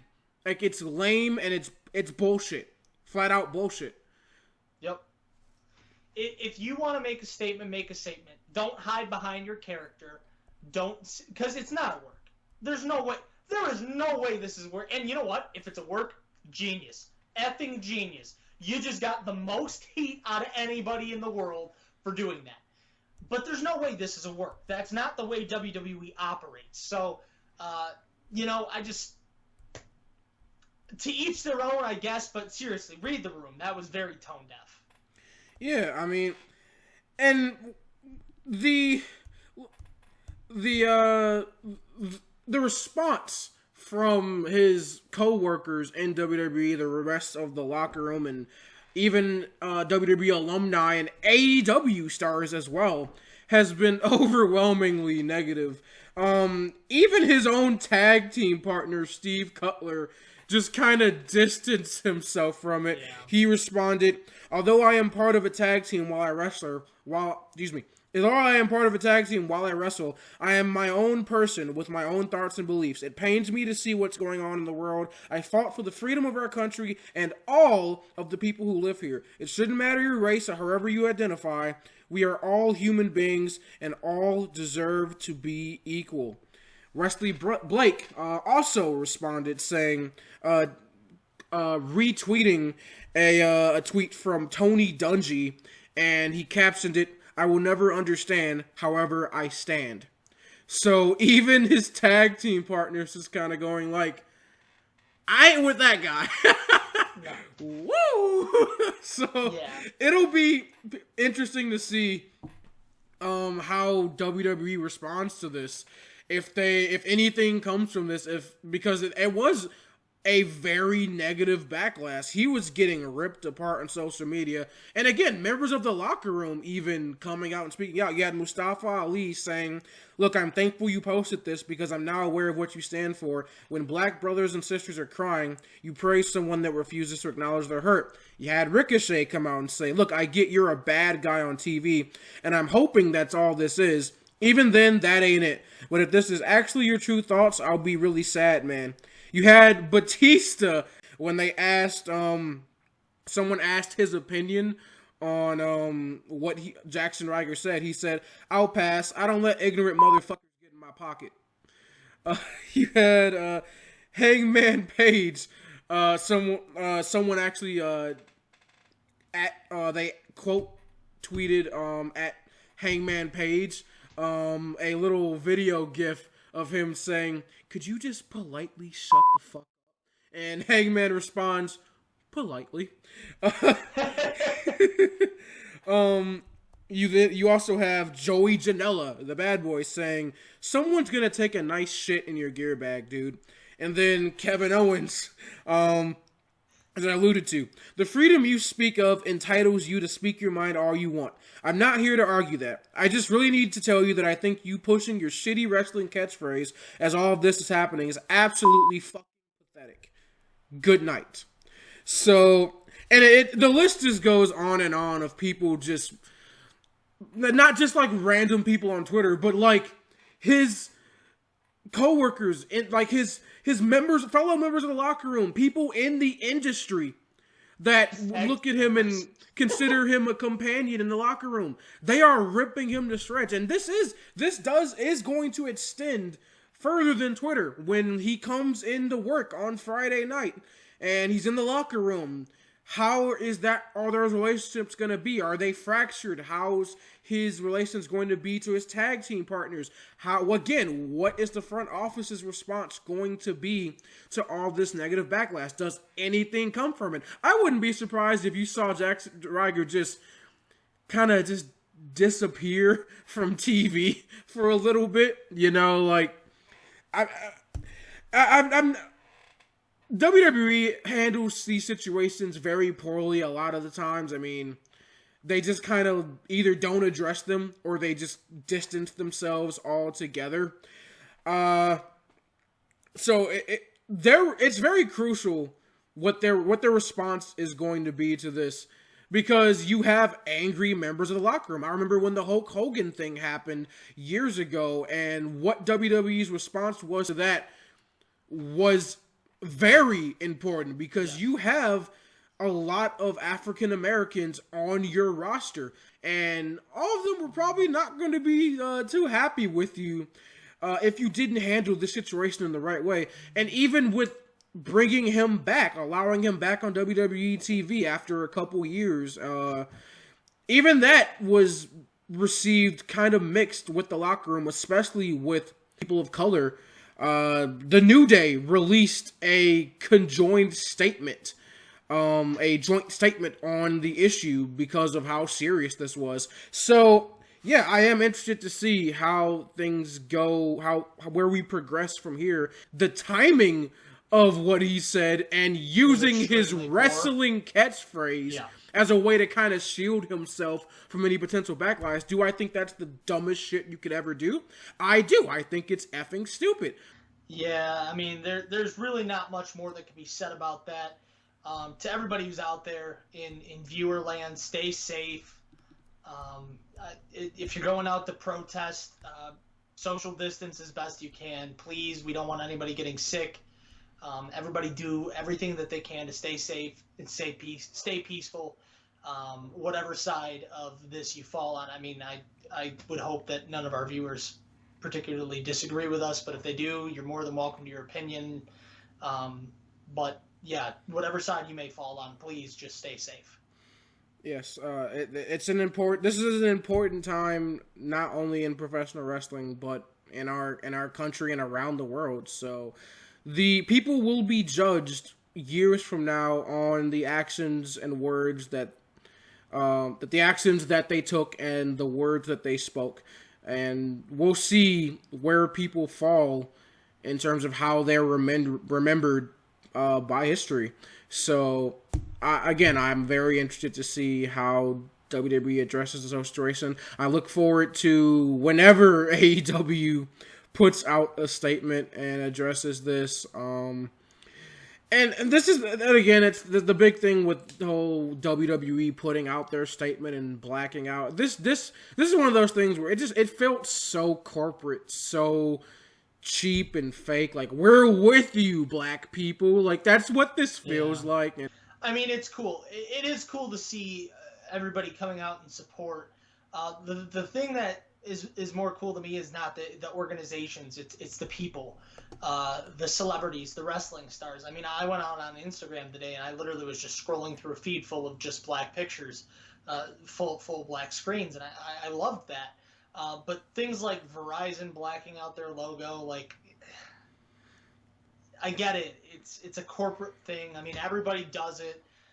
The university I attended did it, and while yes, I think it's cool because we are a rather progressive institution, it's like you don't have to. I mean, corporations, I get that it doesn't look good if you don't, but at the same time, if you do, to some people, it's just going to look like you're selling out. It's a damned if you do, damned if you don't situation for a lot of these people. Well, I mean, I look at it as, corporations are supposed to be politically neutral. So I look at it as, I don't care if you put out a statement or not, or if you black out your social media. That doesn't matter to me. And even with this, the whole blacking out of the social media thing, I mean, me personally, I feel like, and I've always felt like with these type of social media protests, that's fine and dandy, show your solidarity, and that's cool, your support for the cause. But then don't let that be it.